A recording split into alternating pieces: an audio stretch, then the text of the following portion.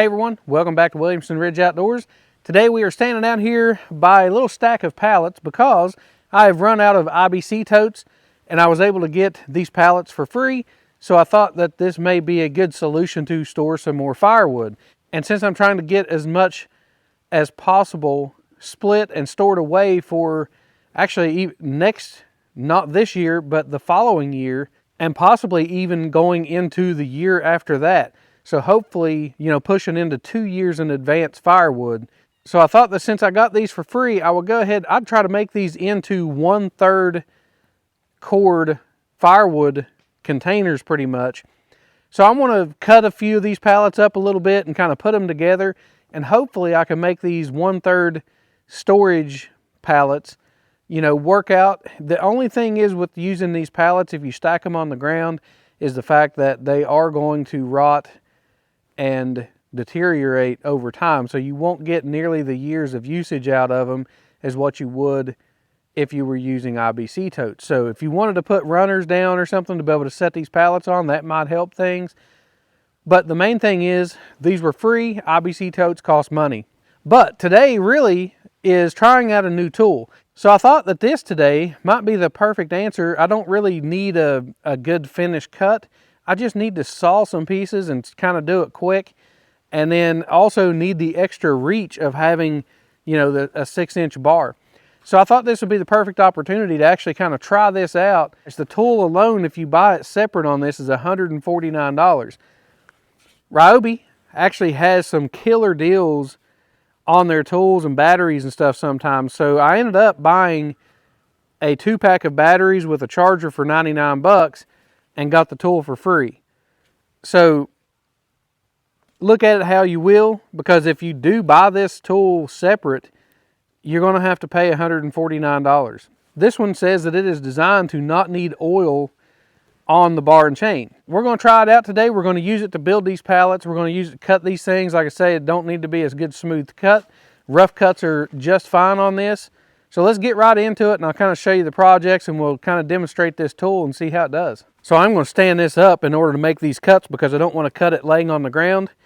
And this 6-inch bar is going to be a whole lot easier to get in here and make these cuts versus something like a circular saw or something.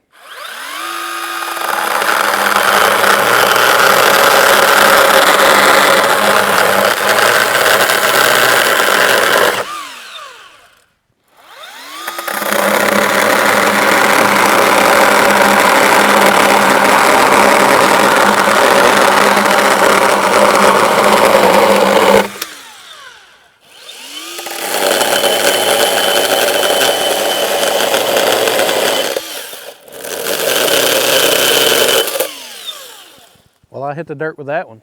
So I'm going to cut a little piece of 2x4 to just put me a brace right here on the outside. That way all my firewood can be stacked on the inside of everything. And the inside dimensions is what I want to keep in order to get my 1/3 cord of firewood.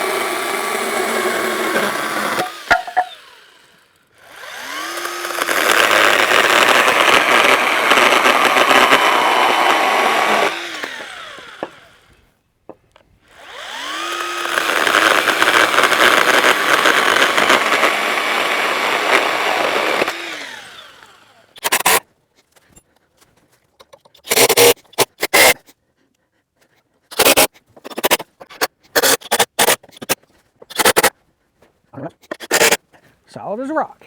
So there you have it. This right here, you know, it doesn't look very high, especially compared to, you know, the IBC totes. Where this thing is 50 inches wide, and then the inside dimensions